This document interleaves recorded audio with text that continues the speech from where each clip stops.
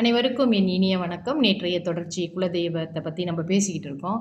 So அதனால் நம்ம தொடர்ச்சியாக ஒரு அமாவாசையிலையோ இல்லை செவ்வாய் வெள்ளிக்கிழமையிலையோ நீங்கள் எடுத்துக்கோங்க. ரொம்ப சீக்கிரமாக உங்களுக்கு பலன் கிடைக்கணுன்ற நீங்கள் நினச்சிங்கன்னா வாரம் வாரம் செவ்வாய்க்கிழமை வச்சுக்கோங்க, இல்லை வாரம் வாரம் வெள்ளிக்கிழமை வச்சுக்கோங்க. இல்லை அவ்வளோ அவசரமாக அந்த வழிபாடு செய்ய தேவையில்லை, மெதுவாகவே செய்யலான்னு நினச்சிங்கன்னா உங்களுடைய கால அவகாசத்தை பொறுத்து அமாவாசைக்காச்சும் இந்த ஒரு தொடர்ந்து செய்யுங்க. அப்போ தான் அதனுடைய பலன் தெரியும். ஒருத்தவங்க நம்மக்கிட்ட கோச்சிக்கிட்டாங்கன்னா நம்ம அவங்களுக்கு ஃபோன் பண்ணும்போது எடுத்தோடனே யார் என்ன என்ன பேசுகிற, என்ன வேணும், அப்படி தான் கேட்பாங்க பாருங்கள். அப்போ கொஞ்சம் கொஞ்சமாக அடுத்த தடவை ஃபோன் பண்ணும்போது கொஞ்சம் நிதானமாக வருவாங்க. அப்புறம் அப்புறம் அப்புறம் என்ன அந்த ஃபோன் பண்ணிக்கிட்டே இருக்கான், என்ன பிரச்சனை இவனுக்குன்னு கேட்போமேன்னு மனுஷர்களான நம்மளே இப்படி தானே நடந்துக்கிறோம். நம்மளோட ஆட்டிடியூட்ஸே இப்படி தானே இருக்குது. அப்போ குலதெய்வமாகப்பட்டது எப்படி இருக்கும்? நம்ம வழி தவறி போயிருப்போம், நம்ம குலத்துக்கு ஏற்ற வேலைகளை செய்யாமல் இருந்திருப்போம். இதெல்லாம் சாதாரண விஷயம் இல்லைங்களே.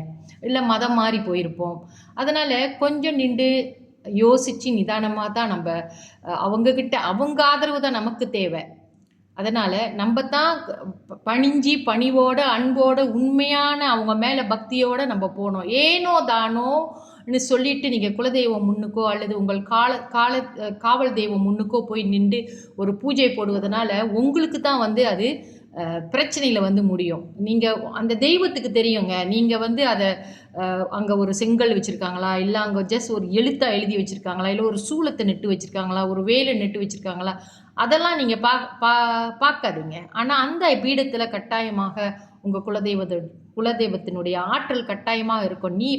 வெகு நீண்ட நாட்களாக ஒரு பூஜை போடப்படாவிட்டாலும் கூட அவர்களுடைய சக்தி அங்கே அப்படியே அமைதியாக இருக்கும். நம்ம போய் அங்கே வணங்கும் போது அது ஆக்டிவேட் ஆகும் என்பதை நீங்கள் மறந்துவிடக்கூடாது.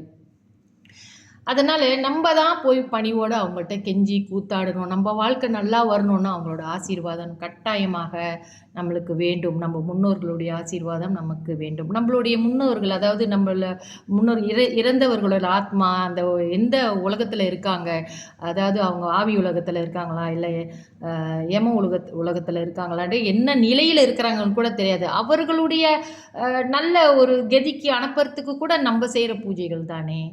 தொடர்ந்து என்னுடன் இணைந்திருங்கள். நாளைய பதிவில் மீண்டும் சந்திப்போம். இதை பற்றி பேசலாம். நன்றி, வணக்கம்.